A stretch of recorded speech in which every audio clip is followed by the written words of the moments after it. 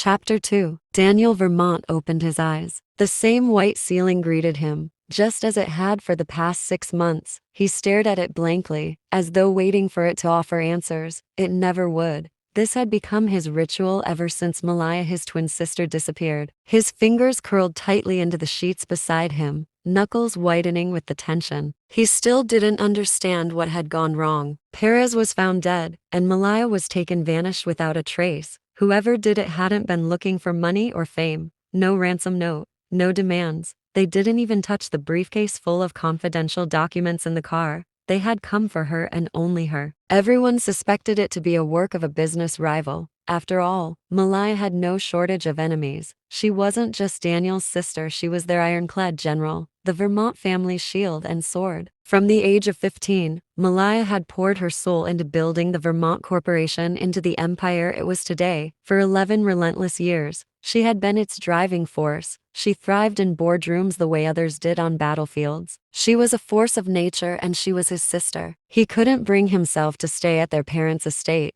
not with their broken faces reminding him of his own helplessness. They all knew Malaya wasn't taken by common thugs, but after 6 months without a single word, hope was slipping like sand through their fingers. Except for Daniel, he still believed. "Rena," he called softly into the quiet room. "Yes, Daniel?" The AI responded with a gentle voice. "Turn on the lights." A warm amber glow filled the room. Daniel turned on his side, picking up a small silver frame from his nightstand. It held a photo of Malaya, radiant in her signature red hair and confident smile. They were twins born together, raised side by side. As children, people often confuse them, but as he grew into his masculine frame and she into her quiet authority, they became unmistakably unique. It was 6:30 a.m. Ever since she went missing, he had to lead the company in her stead. Still, he led as she'd see fit, and he left her office untouched, but it was cleaned every day. He just believed one day she'd come in through that door. He sighed, rose from bed, and headed for the shower, the cold spray doing little to wash away the ache inside. Then he dressed, pulled out his key, and slid into his sleek black Tesla, the car Malaya once jokingly dubbed his lucky charm. As he arrived at the Vermont Company headquarters, Malaya's personal assistants were already lined up, waiting. "Good morning, Mr. Vermont," they chorused politely. He gave a small nod. "Good morning. Let's get to work." Niall Montreux leaned back in his chair, stretching like a spoiled cat, his silver cufflinks catching the light as he enjoyed the view as Leah squirmed under his gaze. "Personal assistant," she said, a bit off. "Not permanently," Niall replied with poise. "Just for your meeting with Mr. Wei. He's Chinese, as you've noticed. I need him to feel comfortable." Leah's face grew serious. "Understood. I'll handle it." "Good. Be ready in 20 minutes. She turned quickly to leave. He gave a low, knowing chuckle. She reminded him of a skittish deer, but a graceful one. Mr. Wei arrived with his eldest son in tow. Niall met them at the conference room entrance, Leah beside him. "Good afternoon, sir," Niall greeted with a courteous bow. "Good afternoon, Mr. Montreux," Mr. Wei returned. "This is my son, Li Wei." Their family business specialized in handcrafted bags, an empire in its own right, and Niall had long sought a partnership. He needed them to design an exclusive line just for Montreux. Leah stepped forward, smiling brightly. "Welcome to Paris, Mr. Wei. I hope your stay has been pleasant." Mr. Wei beamed. "You speak Mandarin?" "A little," she said modestly. "My, what a lovely wife you have, Mr. Montreux." Niall opened his mouth, but Leah beat him to it, laughing lightly. "Oh no, sir, I'm his assistant." Mr. Wei squinted, studying her. "You look familiar." He dropped the subject and motioned to his briefcase. "We've brought samples." Inside the conference room, they reviewed the designs. One bag was sleek and luxurious, the other sturdy and practical, but no one could agree on the better choice. Leah stared at them both, deep in thought. Then softly, she said, "What if we combine the two? A design that's durable, but exudes elegance, something that appeals to both old and new money." Everyone turned to her in stunned silence. Mr. Wei laughed, full of warmth. "If you weren't his employee, I'd steal you for myself. Thank you, Mr. Montreux, for bringing her. She'll make us a lot of money." Niall smiled, shaking his hand. As they left, Leah felt a rush of something she hadn't felt in a long time. Purpose. Blaze was right. She needed this. "Leah," Niall called softly, once they were alone. She turned and froze. He was inches away, his hand gently tucking a strand of her hair behind her ear. fingers grazing her skin, her breath caught in her throat as his thumb traced her lower lip. You did well. Her heart pounded. Thank you, sir. Let's celebrate with dinner. She tried to step back, but he stepped forward. His hand slid behind her neck, her breath turned shallow. Leah, he whispered, voice rough, I want you. Do you want me to?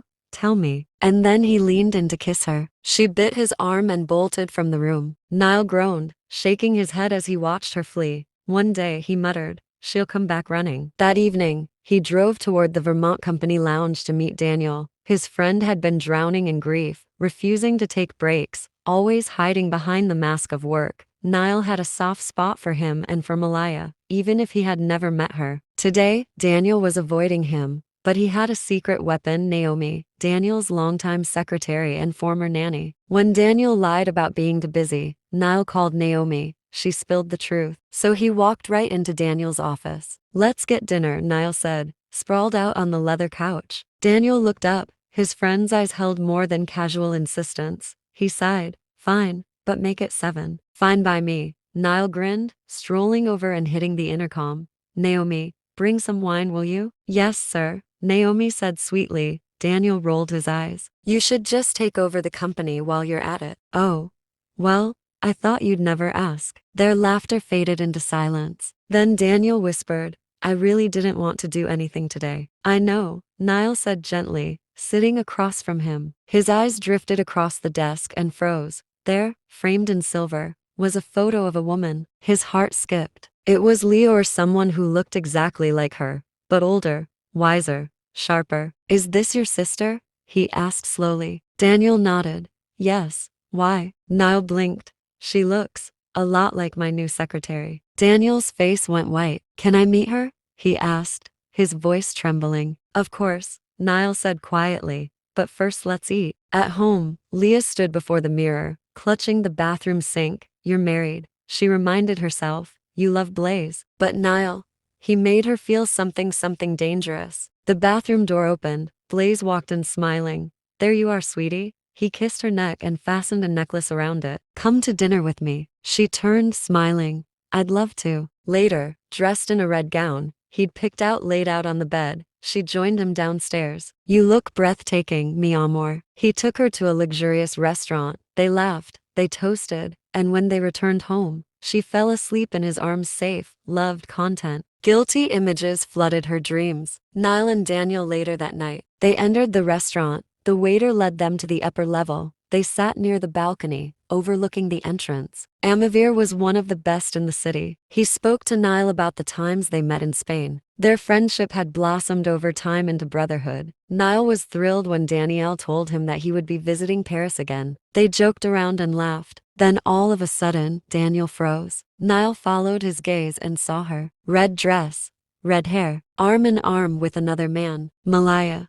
Daniel breathed, voice breaking. Niall's blood turned to fire. Leah in the arms of another, acting all lovey-dovey. His ears couldn't comprehend what he just heard Daniel say, but Daniel kept staring. Tears welled in his eyes. That's my sister, he said again, voice hollow. Daniel's POV. My heart slammed against my ribs so hard, I thought the whole restaurant would hear it. I'd know her figure anywhere. There she was, red dress, red hair, my twin sister, alive. Malaya, I whispered again, tasting the name like a prayer. But when she turned, when her laughter drifted up toward me, my blood ran cold. Her eyes, something was wrong with her eyes. They were empty of recognition. Niall placed a hand on my shoulder. Daniel, no, shoved it off. My palms were sweating. That's her. I don't care what you say. That's my sister. I stood. The room tilted. I didn't care who stared as I stormed down the stairs toward her table. They walked out hand in hand before I could get downstairs. I lost her. Again. Like and subscribe for more. Nizzy Noir signing out.